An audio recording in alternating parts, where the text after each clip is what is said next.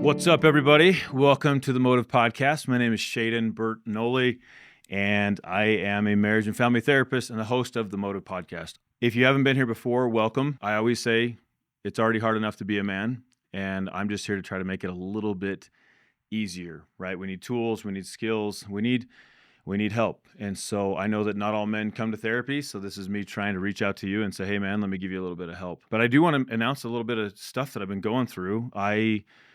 I love that I've built this pornography program. I want to help guys with it, but I also know that I want to kind of start a movement. I shouldn't even say kind of, I do. I want to start a movement of liberated men. And so from this point going forward, that's what I'm broadcasting, is that Motyv is a movement for men and who want to be liberated, right? And so it doesn't just mean pornography. It means anything that you're stuck in.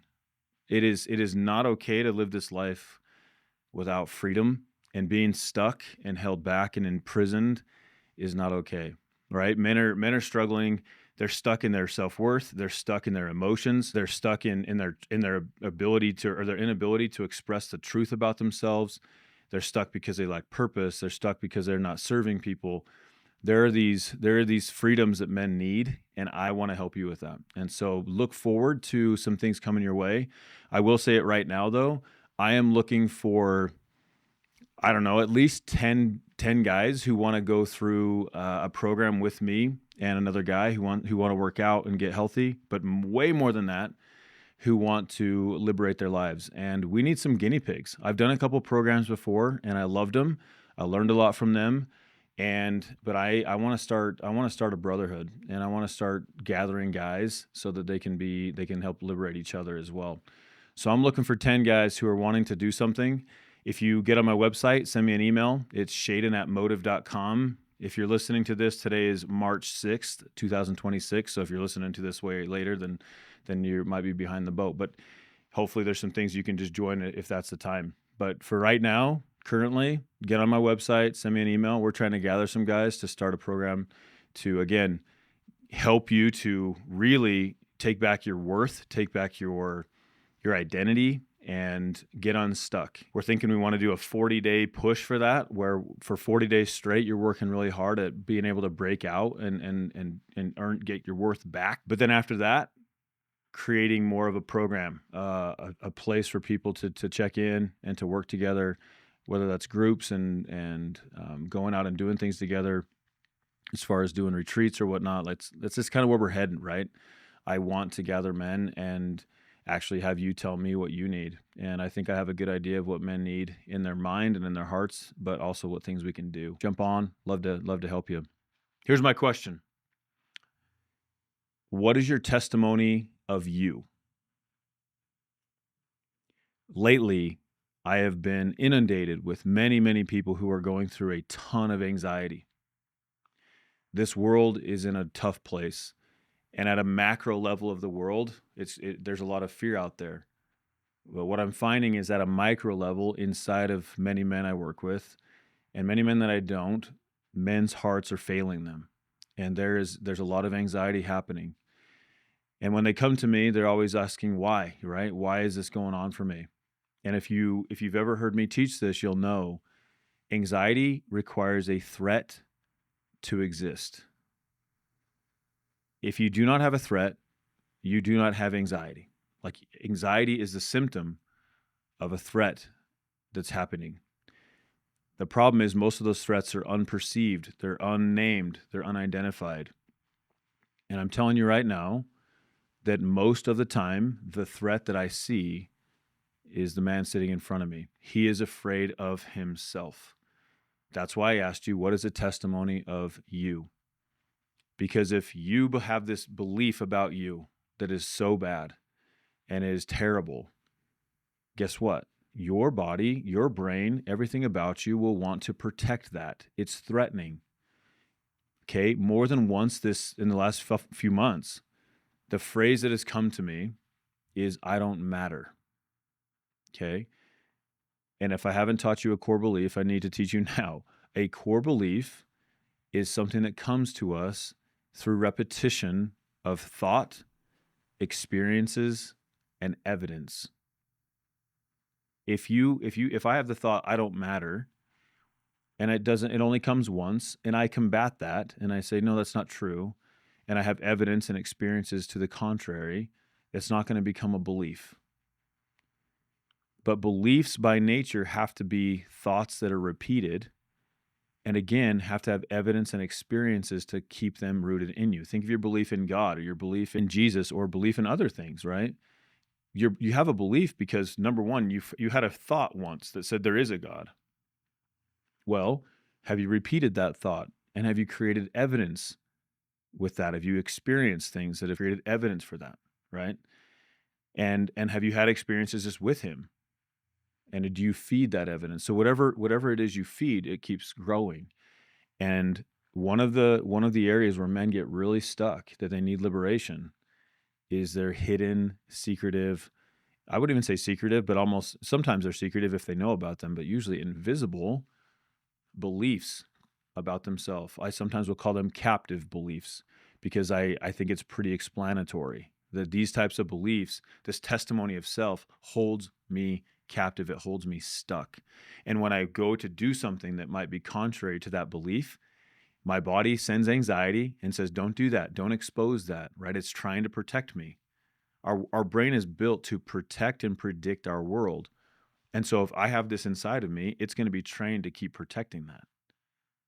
Okay, and the saddest part about these beliefs is they often are given to us by other people when we were very young and growing up. And we then get to an older age and we realize, man, I'm trying to live as an adult. I'm trying to do things in my life. And I feel this resistance all the time. I feel this procrastination. I feel this hesitancy to do what I feel in my gut that maybe I ought to do. And a lot of the time, it's because this belief is inside you saying, hey, Shaden, don't do that thing, because what if they see that you don't actually matter?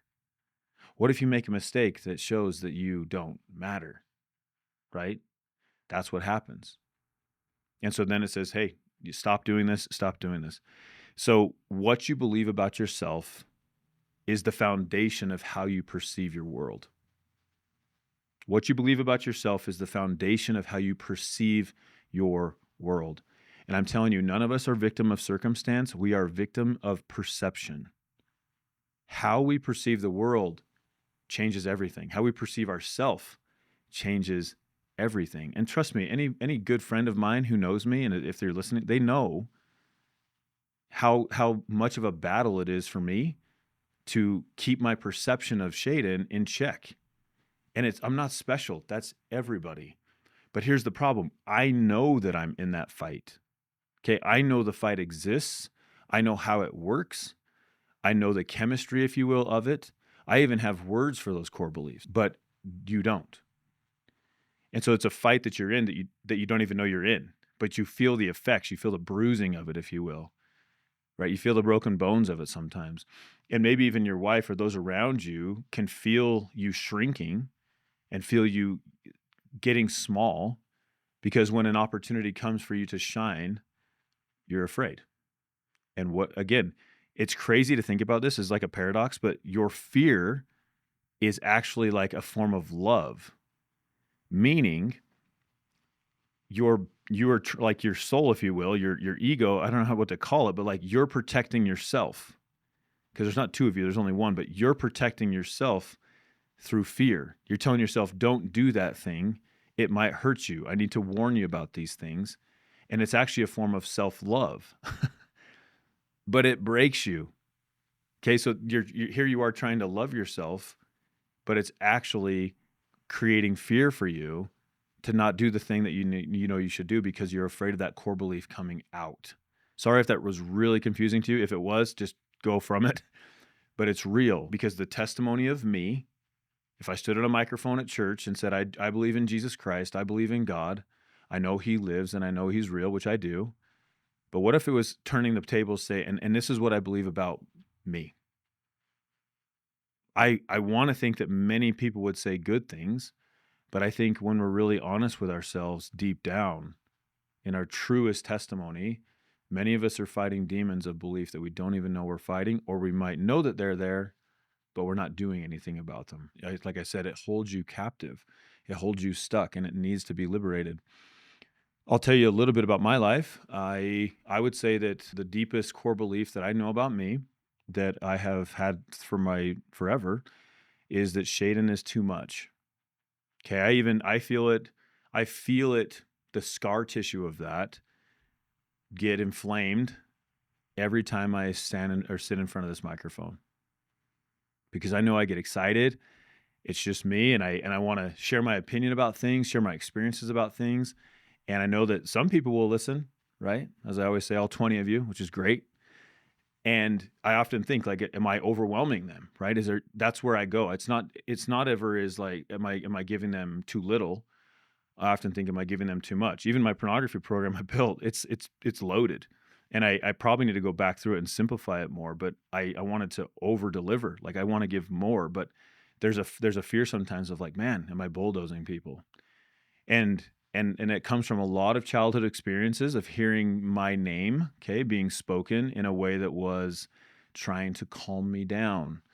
I heard the phrase, "Oh, Shaden," quite a bit, like, "Shaden, hey, Shaden." I heard it in that tone quite a bit. And it developed experiences, and then it developed evidence that, you know what, like, Shaden's too much. And so it has to change, right? We have to change those beliefs. But the problem is, I would find myself, and this is where you can look at yourself. If you're ever in a moment where your mood is pretty decent, right? Pretty chill, pretty calm, pretty collected, whatever, and then something happens, and you like really shift quickly in your mood. Maybe you get really defensive, maybe even aggressive, maybe really angry really quickly. Those are really protective emotions. That's a really good indicator in that moment to show you, hey, something is going on. Like one of your beliefs that you've had protected in some cave inside of you, somebody like started tapping into the cave. Like they ignited it. They woke it up, is how I often say it. They brought it, they woke it up and brought it out of its slumber. And when that happens, all of a sudden defenses come up. Okay, so a really simple way that you can gain insight right now is to ask yourself, or ask a spouse or a loved one, when is it that I get pretty defensive pretty quickly? And I'll say this to people all the time: defensiveness can be your greatest friend, not because being defensive is good, but because it is a window inside of you, if you'll let it be, to actually figure yourself out a little better. And so if you'll take that time, you can look in. Now, do I think that over a microphone that I can do such deep therapy with you? No. That you could actually figure out all of your core beliefs and like get better? No. How we perceive ourselves needs some help. But there is power in giving words to it. And you can often ask yourself, okay, I'm defensive, or I got defensive 20 minutes ago. In that moment, what was I afraid of? Okay, and oftentimes if you'll ask yourself, okay, what am I afraid of? It'll bring it up. It'll bring certain things up. But I've actually learned that the process of asking that question, if you do it just inwardly with yourself silently, there's something about that silence that actually doesn't work very well for a lot of people. But if I can say it out loud, there's a process of going into me and finding some puzzle pieces and then bringing them out of my mouth as a way of describing my inner experience, like an artist almost. Doing that, especially towards somebody else, because I want them to understand me, often creates language that will describe what kind of beliefs might be going on. Okay. Here's another thing you can do is when you are in that hard place and then you maybe act out in a way that you don't like, and then you walk away from that moment and maybe you're feeling some shame and you're going through some like regret or just frustration, whatever. If you will pause for a minute and get inside of yourself and say, okay, what are the thoughts that I'm saying to myself right now? Get out your phone, get out paper or whatever, and write them down. Okay, they're usually not going to be pleasant thoughts. They're usually going to be thoughts that are pretty shameful, pretty hard. But I've found that within the thoughts, if it's like, I just suck, I'm such an idiot, I can't believe I always do those things. You can often, if you write 5, 6, 7 of them down, you can often read through them and you can kind of see some themes. Okay, you'll see, like, if you took I didn't do it before the podcast, but if you took 10 of my thoughts when I make a big mistake, and I did, if I wrote them down and I looked at for themes, I promise you that most of the time a theme within it would be that Shaden's too much. And if somebody else read it, they could probably see something close to that. Maybe they would say, like, you feel like a burden, or you're just like, yeah, I don't know, like they might use their own words, but ultimately the essence can be found. Again, is this going to be perfect for you? No. And if you fail at it miserably and you have such a hard time, again, come in and get some help. Like, it doesn't take that long to tap into those things with someone like me and really talented therapists. Like, they can do that work really well for you. But then the work begins. Okay, discovery is one thing, but if self-awareness was worth anything, none of us would be obese. Right? If self-awareness was all that we needed, we'd all be perfect parents. Like, we'd all be really good with our cell phones. We know stuff, but it doesn't mean we'd change anything. And so that's where the real work begins, because now you have to terrify yourself, right? You have to scare yourself. And why I say that is bringing it back to anxiety. If a threat is what creates the anxiety, then the breaking of the threat, the facing of the threat, and the desensitizing and rearranging to that threat that takes place is what's going to start to help me a ton. Well, if I'm my threat, and if I don't matter is a core belief I have, and that's the threat inside of me of, like, I don't want people to see how much I don't matter, well, guess what I have to do? I have to go do things on purpose that show that I don't matter. It's called exposure. You actually have to go do things that make you feel that way on purpose. And when you do that, especially when you voluntarily do it, no one's forcing you, what you should begin to experience, if you do it long enough and honestly, like, repetitively enough, you will begin to have experiences where you realize, man, like, I didn't, that wasn't as bad as I thought. And honestly, I'm fine. I'm fine. I've actually found that a lot of men are very hesitant to show other people, especially other men, like, real love, like affectionate, tender love. And I'm not trying to be weird, right? But, like, to truly, I see men who see other men and they know they're suffering, but they don't know what to do. They're so afraid. And they won't reach out oftentimes and be like, dude, are you okay? Like, what's going on for you? And the reason is because so many men have a fear of feeling stupid or helpless. And it even is a core belief. Maybe it could be a core belief of, I am helpless or I am dumb. And so if I go to a guy and I'm like, dude, are you okay? And he's like, no, I'm not. All of a sudden I might freak out because I don't know what to do. Or if you go to your spouse, for crying out loud, and you're thinking, I'm afraid that she might say things, but I don't know how to react to that. And I don't want to feel stupid. I don't want to feel helpless. And I'll add one more. I don't want to feel weak. Then you won't do it. Okay, and this opens up a whole other can of worms, honestly, but I'll say it real quickly, is that you have to realize, men, that most of the time, men also believe what they feel, and so do women too. But so many men will say, okay, I don't want to feel weak, because, Shaden, if I feel weak, that means I am weak. So your emotions become your doctrine. They become like truth tellers. And it's not true. If we are what we feel, then we're all just like pathetic, shameful failures of all time. Like, we feel those things all the time. But would you tell your kid that? If your kid fails a test and they feel like a failure, would you tell them to their face, you are one? Right? If somebody bullied your kid and he said, I feel like I don't matter, would you be like, yeah, it's true. That means you don't matter. Like, would you confirm it?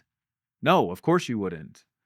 But you're confirming it all the time with yourself, because you're so afraid of emotion. Again, part of the freedoms I want to help guys with.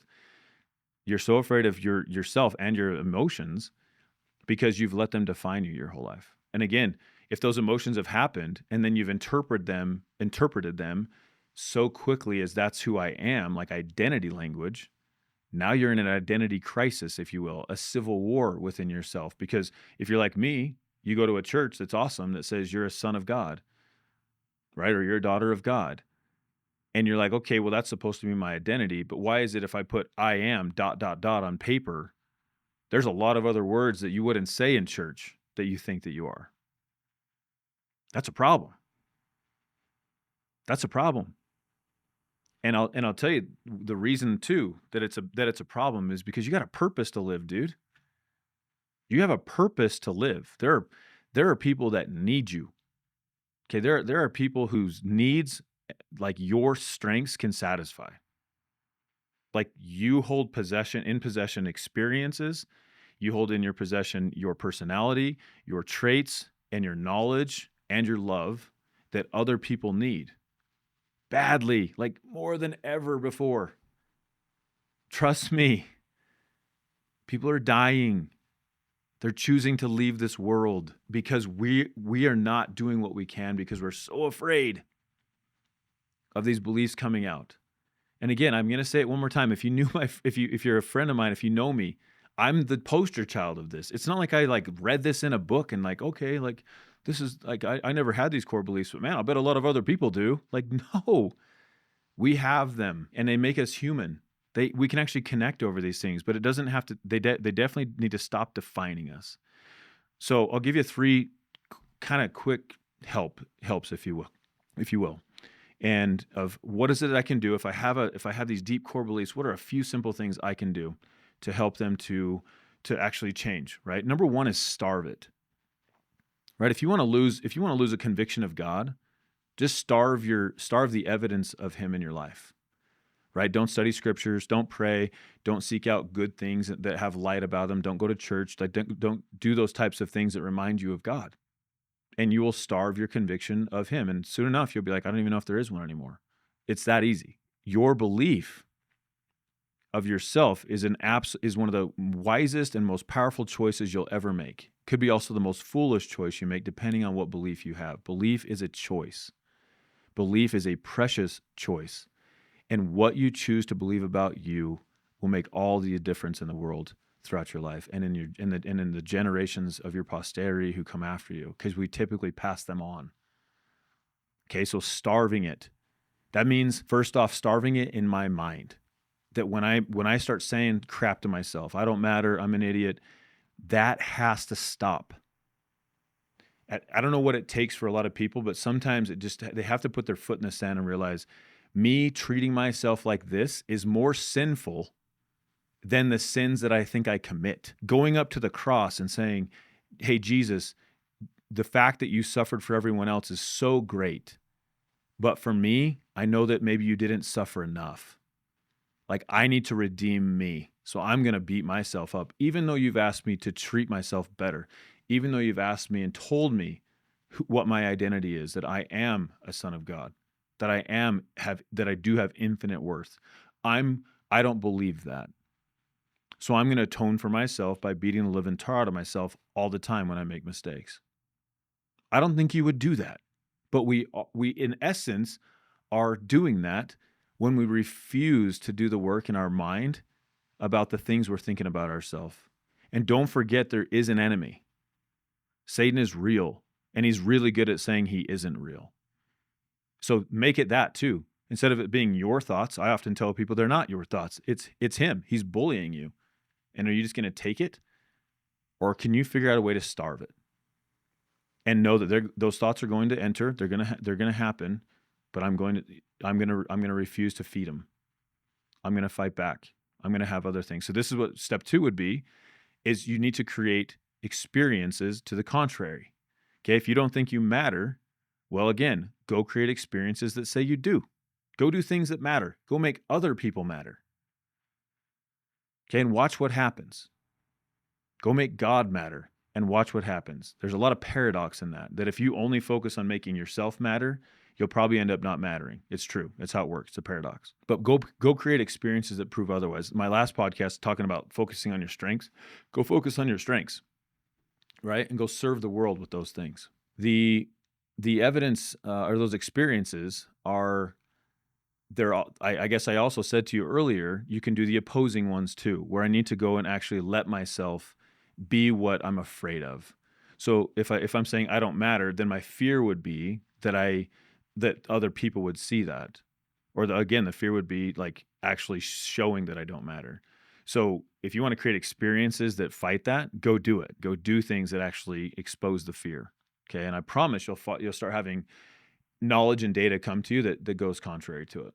Okay. And the last one is find evidence. Find evidence to the contrary. For me, that's a very spiritual practice where I believe in Scripture with all my heart, and I know that there are doctrines, there are truths that are taught from Scriptures. I believe in prophets and apostles that live on the earth, and I believe they say things that are also directly from God's mouth. And so if those things are true, how come I'm resisting them for myself? Because they're evidences of truth about things that usually contradict the beliefs inside of me. And I've told people, you've probably done it too in your life if you love Scripture, that you've read Scripture before and said, yeah, this is like my Scripture. Like this one spoke to me.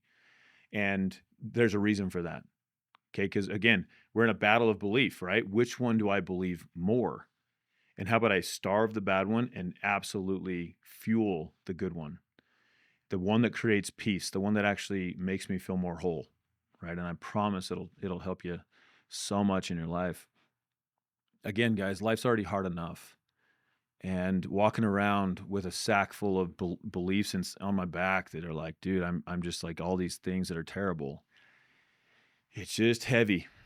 And I told someone yesterday that's going to help with this program of mine that, he's like, what do you think what's a word that your guys really get into a lot that like is descriptive, like from like a marketing standpoint? And I'm like, well, listen, man, I said, I'll tell you this, there's not a lot of guys that will really understand earning your worth, but there's a lot of guys, if I said, hey man, we're going to do a 40-day help so that so you don't feel so heavy anymore. I think a lot of guys can relate to that. Like we feel heavy physically, we feel emotionally, spiritually, we feel heavy. There's a heaviness.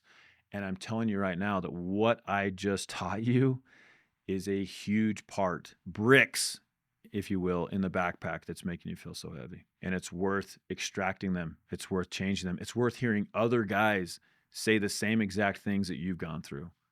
Okay, there's nothing more powerful than that. It's way better than individual therapy, than to actually have other guys share the same thing. And that's why I'm looking for 10 guys as well. We want to get real and get honest, but we want to do some fun things and also get into shape, man. I love being in good shape. We need to have energy for our families and for our kids. I hope this helped you. I hope that you will apply it. And again, please send me emails or even a text message to my assistant. That number is 435-315-2520. That's how you can set up an appointment. Or you can text her and say, hey, here's a question I have for the podcast, 435-315-2520. But yeah, life's already hard enough, guys. I hope this made it a little bit easier. And we'll see you on the next one.